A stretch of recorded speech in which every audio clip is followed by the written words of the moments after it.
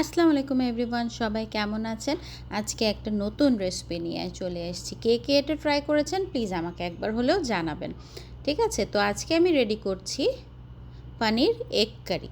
সেটার জন্য প্রথমেই আমি 3টা ডিম নিয়ে নিয়েছি। এটার মধ্যে আমি এখন অ্যাড করে দেব গোলমরিচের গুঁড়া, দিয়ে দিচ্ছি সামান্য পরিমাণ হলুদের গুঁড়া, মরিচের গুঁড়া আর লবণ।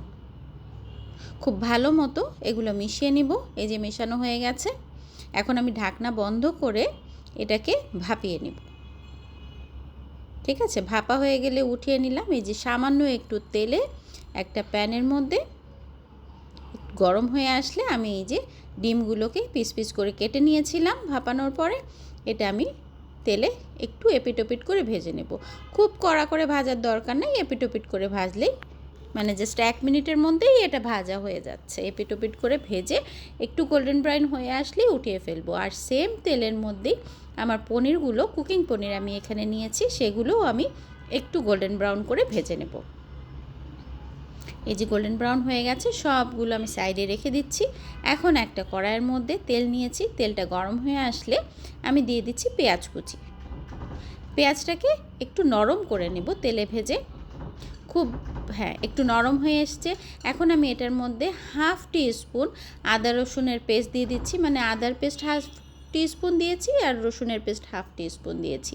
তারপরে দিয়ে দিচ্ছি হলুদের গুঁড়া, মরিচের গুঁড়া, ধনার গুঁড়া দিয়ে মশলাটাকেই প্রথমে আমি খুব ভালো মতো কষিয়ে নেব। কষানো হয়ে আসলে টমেটোটা একটু দিয়ে দিচ্ছি, তারপরে অ্যাড করে দেব আলু। আলুটাকেও কষিয়ে নেব। কষানো হয়ে আসলে দিয়ে দিব লবণ আর দিয়ে দিচ্ছি পানি। পানি দিয়ে আলুটাকে প্রথমে আমি সিদ্ধ করে নেব। একটু ঢেকে রেখে দেব। আলুটা সিদ্ধ হয়ে গেছে, এই যে দেখেন কালারটা কি সুন্দর এসছে, আলুটাও আমার সিদ্ধ হয়ে এসছে। এখন আমি এটার মধ্যে অ্যাড করে দেব মটরশুঁটি, আর তার সাথে যেগুলো আমি ভেজে রেখেছিলাম পনির আর ডিম, সেটা আমি দিয়ে দিচ্ছি।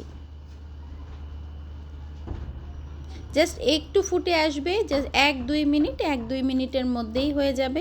আর কাঁচামরিচ দিয়ে দিচ্ছি, খুব সুন্দর একটা ফ্লেভার আসে।